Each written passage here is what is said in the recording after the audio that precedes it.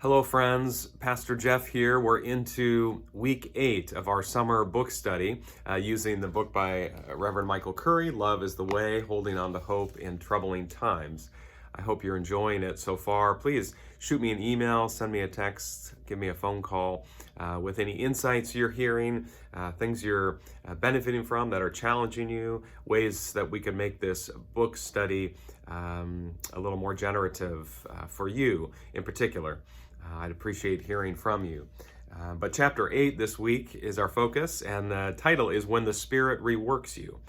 This chapter really zooms in on the season of Bishop Curry's life when he is invited to be elected as bishop down in the Diocese of North Carolina. The way they do it in the Episcopal Church is there's usually 4 or 5 candidates who submit their names after being invited to do so, and then the diocese discerns, votes, there's lots of ballots.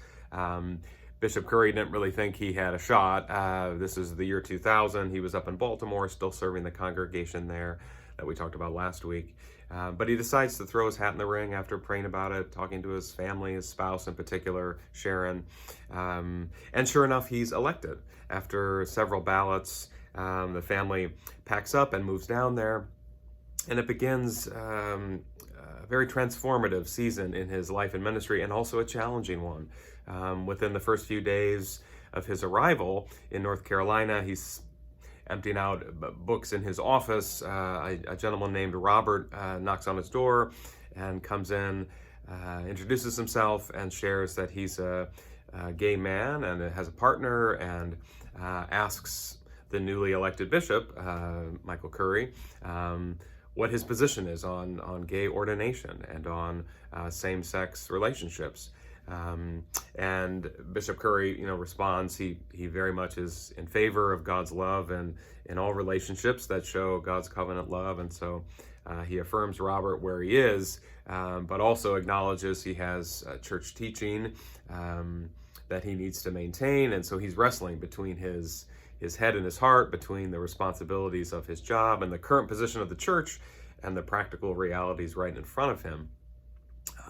And that would begin a journey that Bishop Curry really focuses on in this chapter in the Episcopal Church, culminating with the election of Reverend Gene Robinson, you might remember, becoming the Bishop of New Hampshire back in 2003, which then all the rest of the bishops around the U.S. had to affirm by a vote of their own, and Michael Curry voted yes in favor of that. As you can imagine, it led to some rumblings in his own diocese, certainly throughout the country, most of all directed toward Gene Robinson himself, of course, and other gay Christians. But Michael Curry had his own stuff to handle and to respond to it. He spent about 2 years, he said, doing various town hall events in cities and parishes, talking with folks about this major shift in one's understanding of faith and how to be inclusive of all relationships where God's Spirit is present, God's Spirit of covenant love. Personally, I was really taken by this chapter because I've gone on a similar journey myself, growing up in a conservative evangelical church, which I have a lot of respect and gratitude for. It shaped me in the ways of Jesus, but it also couldn't be the church of my adulthood.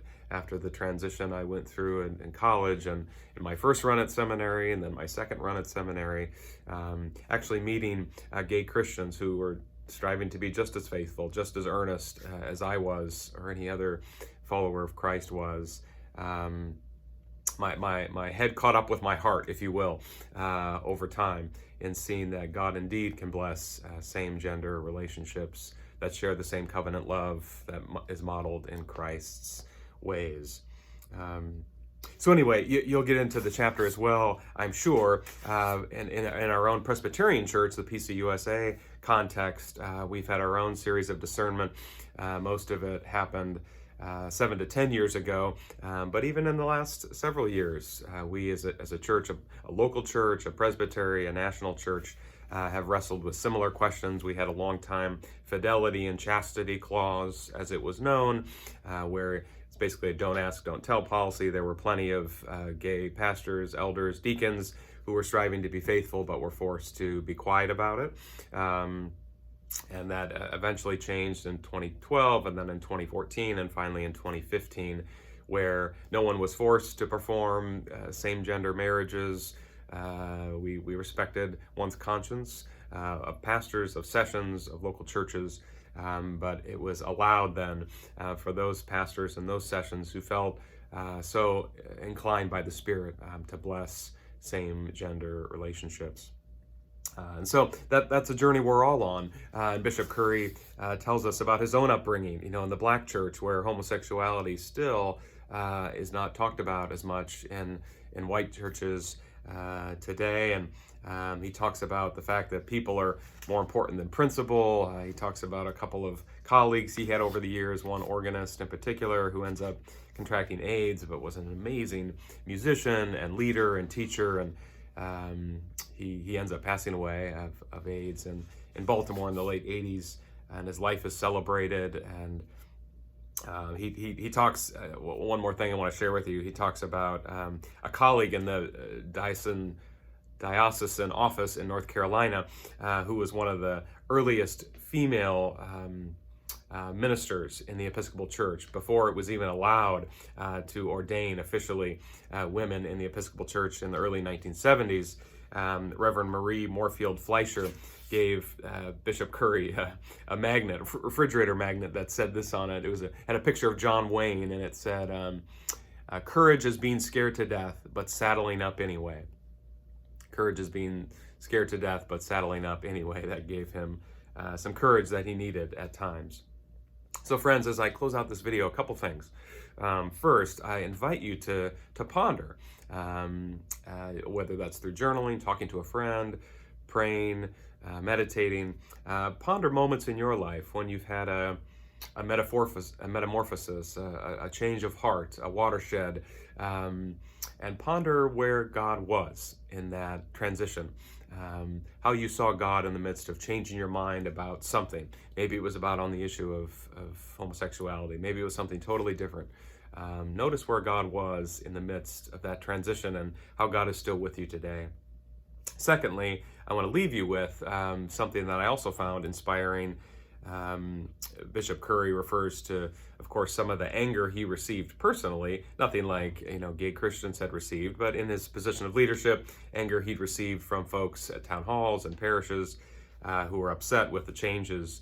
And Bishop Curry talks about the importance of being self-differentiated, being able to notice where you end and someone else begins, and that we need to both be on our knees and be on our feet. We both kneel in prayer and we stand our ground. And how he had to learn that you can't just receive that anger, of course, and throw it right back. That doesn't do anyone any good. But rather the call is to pray for folks who are spewing anger our way. Not necessarily to change their minds, but to pray for them as children of God, that they too would experience God's love. And so I wonder, friends, if there are people in your own life who you are struggling right now to love, who might disagree with you on everything under the sun, or maybe just a few really vital issues, and you're finding it hard to love them, to see them as a child of God. I certainly have folks in my life like that. I think all of us do.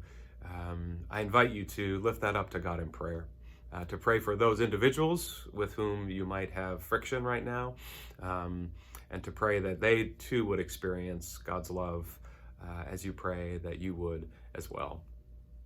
Peace to you, friends. We'll see you next week.